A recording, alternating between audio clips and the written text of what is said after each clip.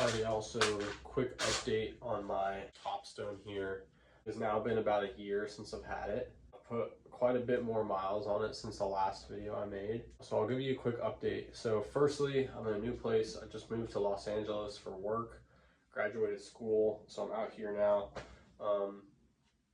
It's cool. I changed the wheels out. Those old wheels, in the previous video I made, I mentioned how there was quite a lot of issues with them. The dust out here absolutely destroyed them. So they are totally finished. I scrapped the rear wheel. I still have the front hanging up there, but totally gone, that rear wheel. The free hub completely locked up. The hub was starting to creak like crazy. Those wheels were garbage. I was pretty adamant about cleaning my bike, like I mentioned, as much as I possibly could. I ended up putting these R470s on these DT Swiss rims with just some generic hub that I'm not quite sure, probably another Formula hub.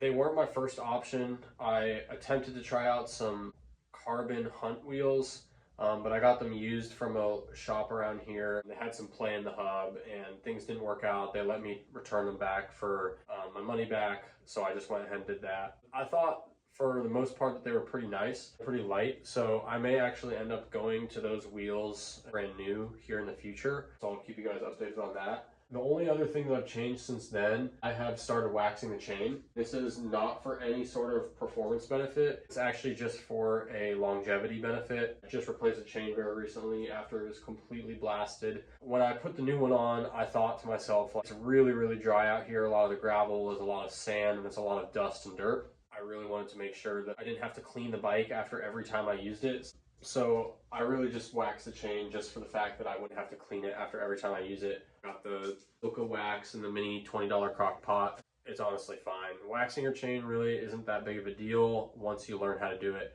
You kind of need to set the crock pot, chill out for a little bit, do something else, come back, the wax will be hot. You drop your chain in there for a few minutes, shake it around, let it dry, and you're totally good to go. Obviously a lot harder than lubing your chain, but if you live in an area where it's super dusty, it's just nice to not have to worry about cleaning it after every ride. So that's kind of why I did it. I may end up doing it to my road bike too. It's been so nice not having to hear any drivetrain noise, and I already have this stuff, so we'll see. Oh yeah, another thing with the wheels, because they're a road bike wheel set, they're starting to go a little bit out of true. That's why I'm thinking about getting like carbon wheels eventually down the line. Right now they're all right. I can still ride them and they're not like totally destroyed. So wheel sets have been an issue with this bike. Hopefully I can get something that's just durable and will last.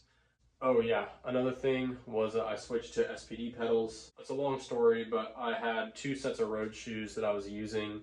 One of them was for my road bike, and one of them was for my gravel bike. The one that was for my gravel bike was an old pair that I had that was really beat up, and that's why I used it for gravel.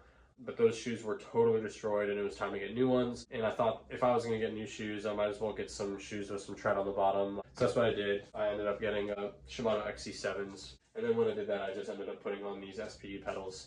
So yeah, there's an update. Everything's the same as you see it. Only difference now is that I have these DT Swiss R470s, some SPD pedals, and wax chain.